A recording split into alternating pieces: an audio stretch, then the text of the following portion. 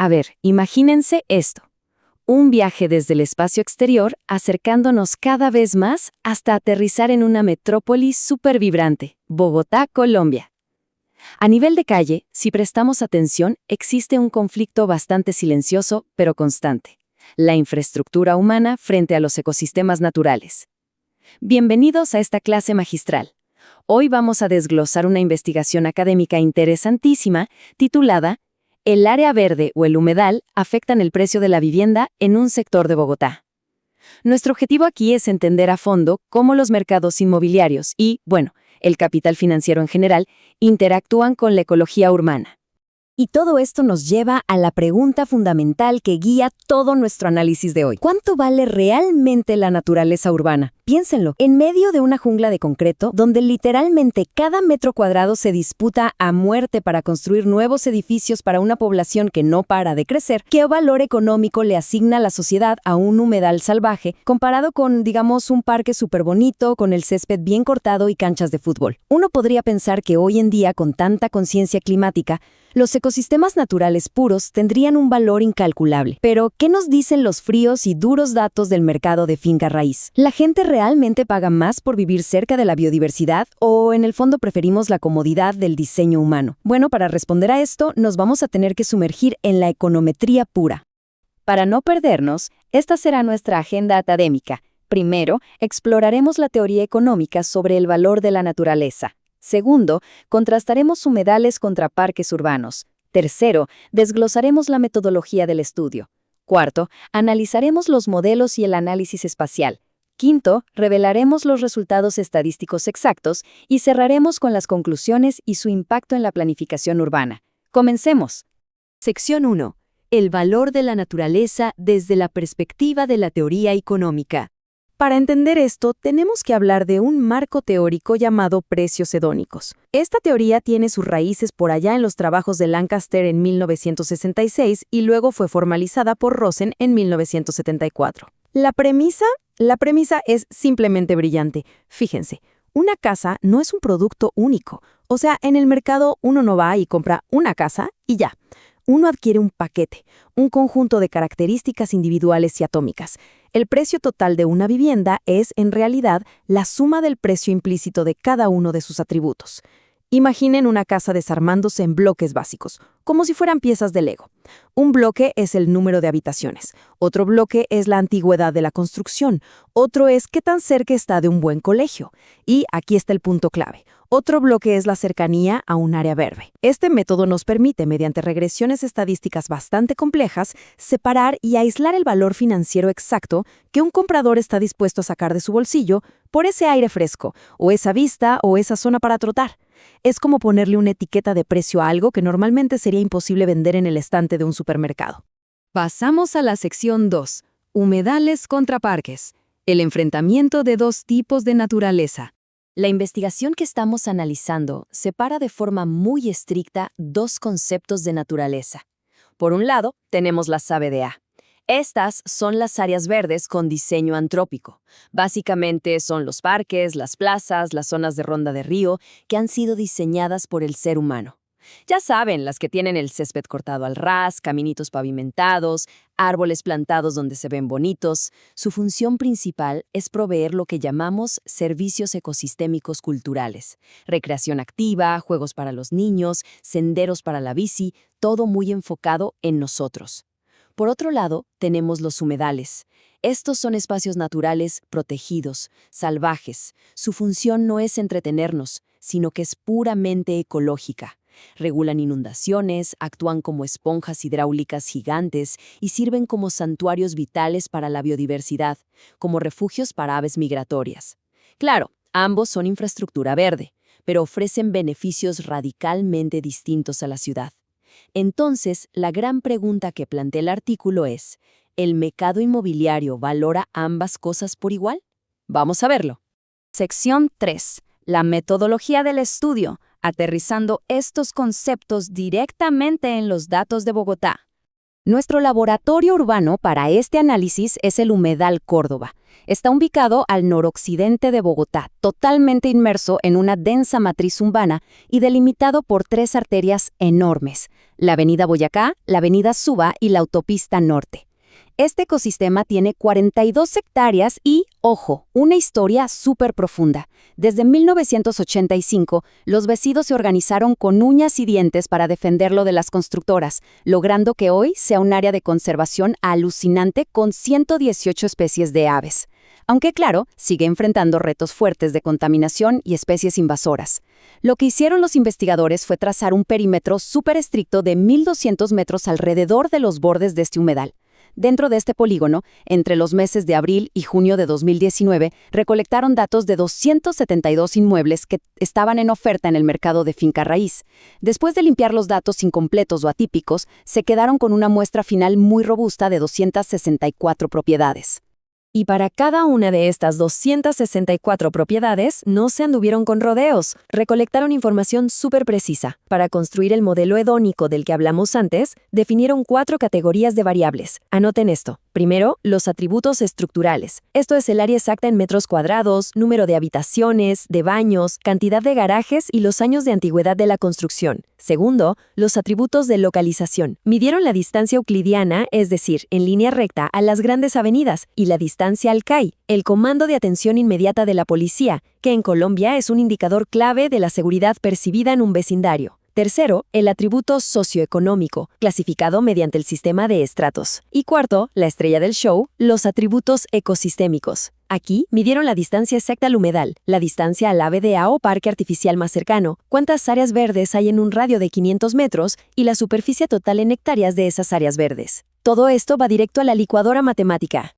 Sección 4. Modelos y análisis espacial. Aquí es donde la econometría se pone seria. El motor matemático de todo esto es el modelo general de mínimos cuadrados ordinarios, o MCO. Vamos a desglosar la ecuación paso a paso, no se asusten. La fórmula dice que P, que es el vector dependiente del precio total de venta del inmueble, es igual a alfa por E, más beta por A, más gamma por L, más delta por S, más épsilon. ¿Qué significa esto en español? Pues que el precio, P, se explica sumando sus partes. La E representa la matriz de todos los atributos estructurales. La A son los servicios ecosistémicos y ambientales. La L es la localización y la S es el estrato socioeconómico. Ahora, esas letras griegas, alfa, beta, gamma y delta, son simplemente los coeficientes. Son los pesos que el modelo estadístico le asigna a cada factor para decirnos qué importa más. Finalmente, épsilon es el margen de error, las cositas aleatorias que no podemos medir. Un detalle metodológico absolutamente vital. A la variable del precio se le aplicó una transformación del logaritmo natural. ¿Por qué? Porque estabiliza la varianza cuando los precios están muy disparados y asegura que el modelo cumpla con supuestos estadísticos mega rigurosos, como la linealidad y la homocedasticidad. Así, garantizamos que los resultados sean confiables. Pero, siempre hay un pero. En el mercado inmobiliario, este modelo MCO tradicional tiene una trampa oculta. Imagínese 2 casas idénticas en la misma calle. Sus precios no son independientes, se influyen mutuamente. Por eso, el estudio sigue una progresión metodológica muy estricta. Paso 1. Correr el modelo MCO que acabamos de ver. Paso 2. Ejecutar el test del índice de Moran. Este test mide algo llamado autocorrelación espacial en los errores del modelo. Básicamente, revisa si los datos están agrupados, dispersos o si realmente están distribuidos al azar en el espacio. Si ignoramos que las casas vecinas se afectan entre sí, estaríamos subestimando la varianza real y nuestras conclusiones estarían sesgadas. Y finalmente el paso 3, si el índice de Moran nos dice que sí existe dependencia espacial, entonces tenemos que estimar modelos de contigüidad espacial y el modelo de error espacial para limpiar y corregir ese sesgo. Para hacer estas correcciones, se usa el modelo de contigüidad espacial. Su ecuación agrega un término clave, ρ, multiplicado por W. Esa W es la matriz de pesos espaciales. Imagínensela como un mapa matemático que define quién es vecino de quién, basándose en qué tan pegados están, y ρ nos dice qué tan fuerte es esa influencia del vecindario. Paralelamente, se corre el modelo de error espacial, que corrige el término de error directamente. Piensen en una bandada de pájaros. Si un pájaro gira, el que está al lado también gira, por pura inercia. Las casas son iguales. Si una casa es carísima, la de al lado tiende a subir de precio por inercia. Lo que hacen estas ecuaciones espaciales es asegurarse de que si el precio de una casa es alto solo porque la de al lado es alta, el modelo lo detecte y no le asigne falsamente ese valor extra al parque que está a la vuelta de la esquina. Es un filtro de pureza analítica espectacular. Sección 5. Vamos a los resultados estadísticos, datos exactos, puros y duros. Miremos las estadísticas descriptivas de nuestra muestra, y se las voy a dar con cada decimal tal cual salieron del modelo. Primero, la media del estrato socioeconómico de estas viviendas fue de 4.85. Esto nos ubica en un sector de ingresos medios altos a altos dentro de Bogotá. El área media de estas casas y apartamentos es de exactamente 196.92 metros cuadrados. Son espacios grandes. El precio medio alcanzó los 769.38 millones de pesos colombianos, con una desviación estándar bastante amplia de 325.817 millones. En cuanto a lo estructural, la edad media de las edificaciones es de 22.63 años y en promedio cuentan con 3.51 habitaciones, 3.22 baños y 2.10 garajes. Esto nos dibuja una imagen mental clarísima. Estamos evaluando propiedades amplias, de corte familiar, muy consolidadas a lo largo de un par de décadas en la capital. Ahora, desde la perspectiva espacial exacta, la distancia media al CAI de la policía es de 937.16 metros. La distancia media al majestuoso Humedal Córdoba es de 478.00 metros. Pero fíjense en este contraste brutal con el otro tipo de naturaleza. La distancia media a un área verde con diseño antrópico, es decir, a un parque artificial, es de apenas 75.83 metros. O sea, lo tienen al salir de la casa. Además, en un radio de solo 500 metros desde cada propiedad, hay en promedio 17.58 de estos parques urbanos, sumando una superficie media de 11.53 hectáreas. El sector respira a través de estas plazas artificiales. También se modeló el transporte masivo. Están en promedio a 816.94 metros de la avenida Suba, a 1.262.12 metros de la Boyacá y a 1.556.75 metros de la autopista Morte. Y aquí llegamos al clímax absoluto del artículo. Tras correr todos estos modelos complejos, ¿qué hallaron? Primero, el índice de Moran y los modelos espaciales demostraron que había ausencia de dependencia espacial. ¿Qué significa esto? Que ese efecto de la bandada de pájaros no estaba sesgando los datos. Por lo tanto, el modelo de regresión MCO original era totalmente válido y limpio. ¿Y qué nos dijo ese modelo? Pues encontró una asociación positiva y estadísticamente significativa del precio con las ABDA, con el área y con el número de alcobas. Tiene sentido, más tamaño y más parques, más caro. La edad de la vivienda y la distancia al CAI tuvieron una asociación negativa. Ojo aquí, que la distancia al CAI sea negativa significa que a mayor distancia, menor precio. O sea, el mercado paga una prima altísima por estar pegado a la policía. Pero agárrense fuerte, porque el detalle más impactante de todo el estudio es este. El humedal, esa reserva natural protegida de 42 hectáreas, no estuvo asociado significativamente con el precio de la vivienda. Su efecto financiero en el mercado fue estadísticamente nulo, 0. Sección 6. Pasemos a las conclusiones y cómo esto impacta la planificación urbana. La conclusión central de este nivel de análisis econométrico se resume en una frase directa y lapidaria del propio estudio.